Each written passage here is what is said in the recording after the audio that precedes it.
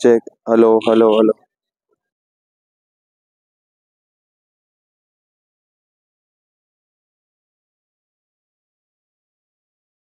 Check. Hello hello hello. बोला दादा, काय वाटतं तुम्हाला विधानसभा निवडणूक? विधानसभा निवडणूक ही थोडी काट्याची होईल, पण मग इथं वर्चस्व सर्व गिरीश भाऊ महाजन यांचंच राहील. कारण यांच्या मतदारसंघामुळे काम व विकास सर्व गोष्टी चांगल्या झालेल्या आहेत.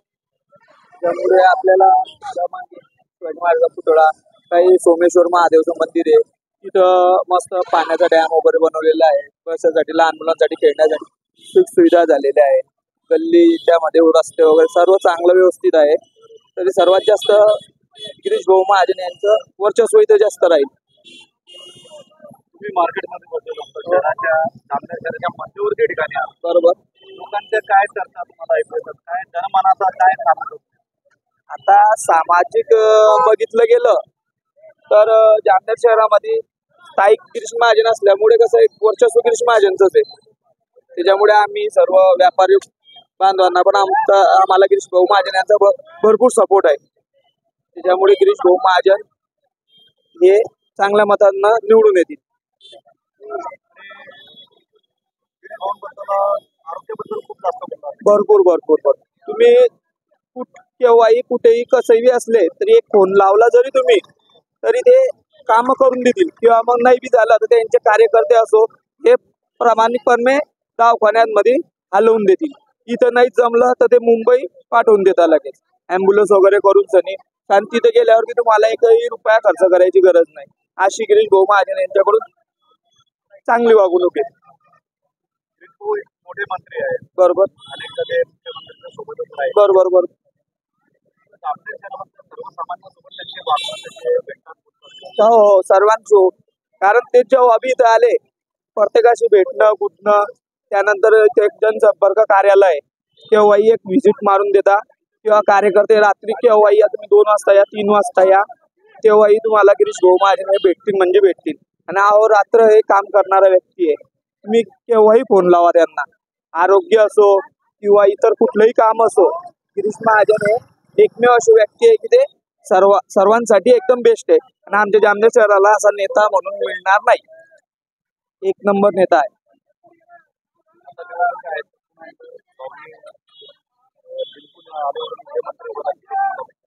नाही, मुख्यमंत्री तर नाही, पण मग मंत्रीपद त्यांना मिळू शकतं. हा, कारण देवेंद्र फडणवीस यांचं काम पण चांगलं आहे, एकनाथ शिंदे यांचं पण काम चांगलं आहे. त्यांच्यामुळे मंत्रीपद ठीक आहे. मंत्रीपद असल्यावर बी आमच्यासाठी तो मंत्रीच आहे. मुख्यमंत्री समजतो आम्ही त्यांना, दास समजतो. कारण सर्वात जास्त मस्त काम बी व्यवस्थित आहे, वरती पण चांगलं आहे. चंदू रोकडे. काय नाव? अजय बागू चौधरी, नेरी बुद्रुक. काय वाटतं भैया? आता जामनेर तालुक्यामध्ये थोडा लोकांची बी मानसिक स्थिती बदलून गेलेली आहे की ह्या वेळेस बदल झालेला पाहिजे, अशी जनतेची इच्छा आहे की या वेळेस 30 वर्ष झाले आपण एकाच माणसाला मतदान करतोय, पण या वेळेस बदल करायचा आहे वा, अशी जनतेची इच्छा आहे. तुमच्या पसंतीचे आता उमेदवार म्हणजे आपले दिलीप कोळबे सरस. गावाचं नाव काय? चिंचेगाव. काय वाटतं दादा निवडणुकीमध्ये काय? निवडणूक तर सध्या टपच होणारी आहे. असं काही एकतर्फा होईल इलेक्शन वगैरे, पण चान्सेस तर असं वाटतं जरा बीजेपीचेच वाटतं जरा.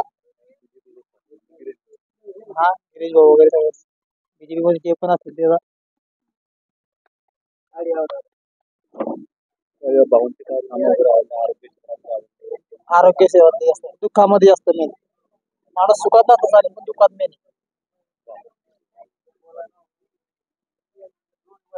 बाकी तर करले भाऊ ना, भाऊ तर कामं केले बाकीचे, पण मग मेन म्हणजे दुःख मेन आहे. दवाखाना वगैरे त्या 2-4 गोष्टीमुळे बस.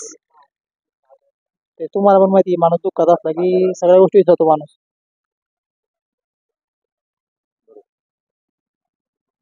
सांगता नाही येत तसं, किंवा आपण असं एकतर्फाने निकाल लावू शकत किंवा असं चान्सेस वाटता. म्हणजे कमी जास्त लेखनं पण सांगता. नमस्कार बाबा.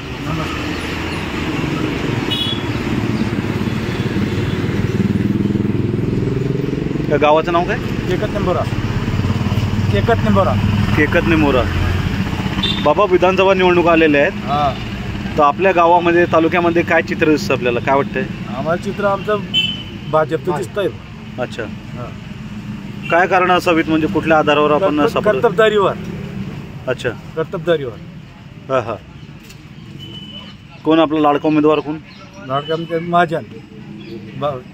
तुम्हाला किंवा गाववासियांना काही काय अनुभव आलेले आहेत त्यांच्या कामाचे? कामाचे आमचे भरपूर आहे ना, समाजाकरता करताय, गरिबाकरता करता येते, कामं खूप करता येते. आरोग्याबद्दल काय? आरोग्याबद्दल म्हटलं आता की ते आरोग्य बी भरपूर आहे त्यांचं, कुठंच कमी नाही, कोणत्याच प्रकारचं कमी नाही. छोटं गाव, ग्रामीण क्षेत्र आहे, इथं त्यांच्या सेवा वगैरे असतात. हो, आहे ना, भरपूर आहे, कार्यकर्ते आहेत नाही तरी. दादा, आपल्याला काय वाटतं? काय आम्हाला तर तेच वाटतं माझं शिवपर्याय, कारण अल्पसंख्याक लोकांकरता हे सर फक्त जातीवर लढत आहे, दुसरं काही मुद्दा नाही यांच्याजवळ.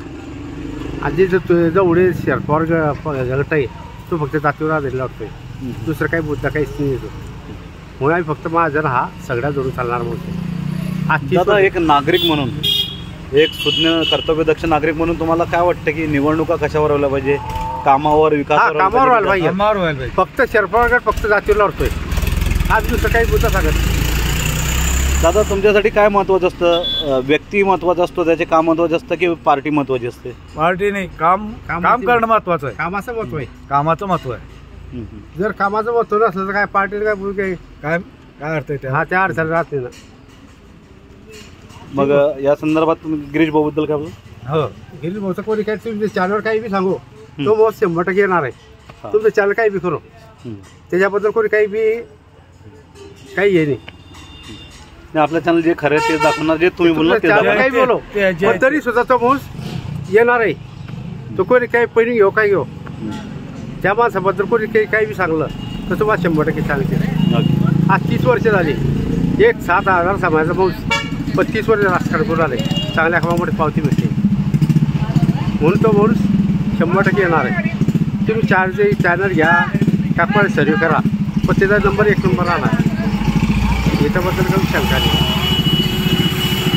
बंद करू? हो. माझा मोहन गोडे, मेरी दिगा. काय वाटतं बाबा, कोण आमदार? गिरीश भाऊ महाजन येतील. आपल्याला काय काम आवडलेलं? काम असं आहे की त्यांना बराच विकास केलेला आहे, आमच्या गावात पण विकास झाला आहे. आमच्या इथे बहुतेक घरकुलं झाले, प्रत्येक समाजाने सभा मंडप दिले, अजून लाडकी बहिणीचे पैसे मिळत आहे, बऱ्याच महिलांना त्यांच्या पगार मिळत आहे 1,500 रुपये. त्यामुळे त्यांचं सगळ्यात जास्त जोर आहे आमच्याकडे. गिरीश भाऊ देईल 1 नंबर. दादा, गावाचं नाव? बराच खेळा बुद्रुक. काय वाटतं दादा निवडणुकीमध्ये? चांगलं वाटतं. कॅमेऱ्याकडे बघावं, याच्याकडे मोबाईलकडे बघावं. कोणता उमेदवार जिंकून यावं असं वाटतं? आमचं कमळ आहे. कमळ, भारतीय जनता पार्टी. हा बा. काय तुम्हाला काय म्हणजे इथलं काय आवडलं? गिरीश भाऊ महाजन असतील किंवा भारतीय जनता पार्टी म्हणताय आपण, हा, काय कामं वगैरे काय आवडले त्यांचे? कामावर काय आपल्याला काय समजा, बात दिसतं रोड आपण थोडी फिरतो.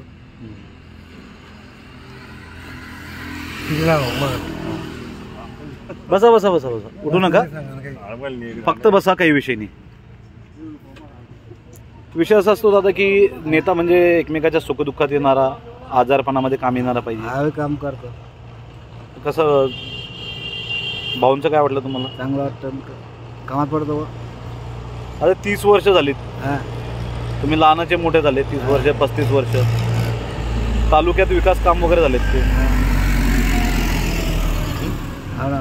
झाले. कामात दिसत आहे. काय म्हणताय? हे कामात चालू आहे ना बा, कामात दिसतं बा.